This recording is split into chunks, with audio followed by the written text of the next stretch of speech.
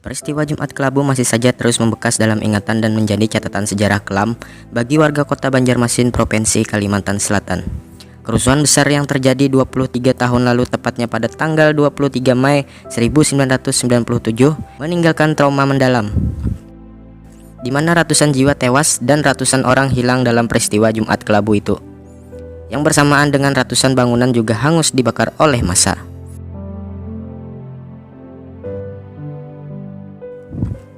Kota Banjarmasin pada saat itu seakan menjadi kota mati. Jam malam pun diberlakukan, ditambah merebaknya berbagai isu membuat kota Banjarmasin semakin mencekam pasca kejadian tersebut. Kerusuhan besar ini sendiri terjadi di mana pada pagi Jumat yang cerah, suasana kota Banjarmasin kala itu masih terlihat normal dan aktivitas masyarakat tetap berjalan seperti hari-hari biasanya. Namun hal itu berubah seketika saat petaka datang pada siang hari selepas sholat Jumat, di mana semua bermula dari kampanye akbar Partai Golkar yang hari itu bertepatan dengan hari terakhir kampanye partai berlambang pohon beringin dalam pemilu 1997 kala itu. Pada awalnya kegiatan kampanye di hari tersebut berjalan tertib, bahkan kader-kader dan simpatisan Partai Golkar mengisinya dengan membagikan sapu tangan bergambarkan pohon beringin serta nasi bungkus kepada warga Banjarmasin. Namun sekitar pukul 12.00 WITA dikala umat Islam menjalankan ibadah sholat Jumat, sebagian masa kampanye Partai Golkar yang umumnya terdiri dari anak-anak muda dan remaja masih melakukan konvoi berkeliling kota dengan menggunakan sepeda motor. Bahkan banyak di antara sepeda motor mereka yang knalpotnya dicopot, sehingga menimbulkan suara raungan yang dirasakan sangat mengusik masyarakat yang sedang menunaikan ibadah sholat Jumat tersebut. Di mana puncaknya ketika arak-arakan sepeda motor tersebut melewati depan Masjid Nor yang berada di Jalan Pangeran Samudra, Kota Banjarmasin, yang juga bertepatan kawasan daerah basis Partai Persatuan Pembangunan atau P3.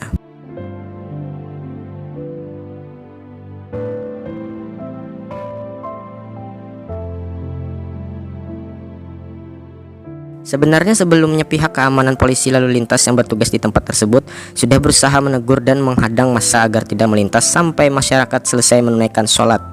Namun Satgas Golkar bersikeras untuk melewati jalan itu, sehingga kemarahan jemaah pun dengan cepat menyebar setelah sholat Jumat dan meluas hingga ke telinga penduduk di berbagai penjuru kota Banjarmasin lainnya. Dan secara tiba-tiba langsung terjadi kerusuhan besar dengan cepat dan menjalar hingga mengakibatkan kerusakan di mana-mana. Massa yang sudah tak terkendali juga membakar puluhan mobil-mobil pribadi yang ditemui di jalan raya. Batu-batu berserakan, pecahan kaca bertebaran di mana-mana. Ribuan massa juga merusak dan melempari beberapa ruko-ruko yang berada di sepanjang jalan.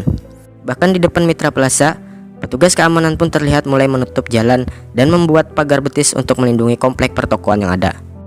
Tetapi ribuan massa yang tidak terbendung itu pun tetap merengsek masuk, serta memecahkan kaca-kaca etalase dan menjarah seluruh barang yang ada di dalamnya. Cairan gas air mata yang disemprotkan petugas kepolisian pun tidak mampu menahan aksi penjarahan yang dilakukan massa tersebut. Aksi ribuan massa itu sendiri tidak berhenti di situ. Sebuah mobil sedan putih didorong dan ditabrakkan ke kaca etalase di lantai dasar Mitra Plaza, yang kemudian dibakar hingga kobaran api membesar dan menghanguskan seluruh isi gedung. Selain Mitra Plaza, beberapa gedung dan pertokoan yang ada di kota Banjarmasin juga tak luput dari amukan massa. Penghancuran dan penjarahan pun terus terjadi pada kejadian tersebut. Bahkan massa juga ikut membakar beberapa wilayah pemukiman penduduk dan sejumlah tempat ibadah pun juga porak-poranda hangus terbakar dibuatnya.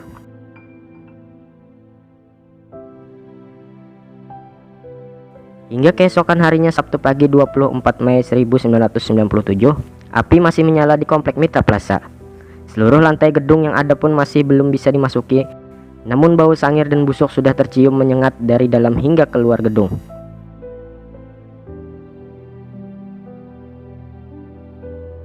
Di mana setelah bisa dilakukan pemeriksaan, didapati ada ratusan jasad manusia hangus terbakar di dalamnya yang tidak bisa diketahui lagi seluruh identitasnya.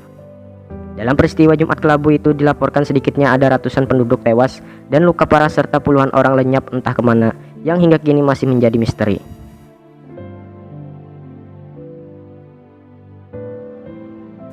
Peristiwa Jumat Kelabu ini tidak akan pernah dilupakan oleh masyarakat. Dari permasalahan partai politik dan berimbas pada perbedaan etnis tertentu, serta hingga aksi penjarahan secara besar-besaran. Bahkan tragedi Jumat Kelabu ini sendiri masih belum diketahui pasti siapa dalang dibalik kejadian sebenarnya, yang hingga mengakibatkan kerusakan di seluruh kota Banjarmasin itu sendiri. Tim Liputan Lintas Meratus melaporkan.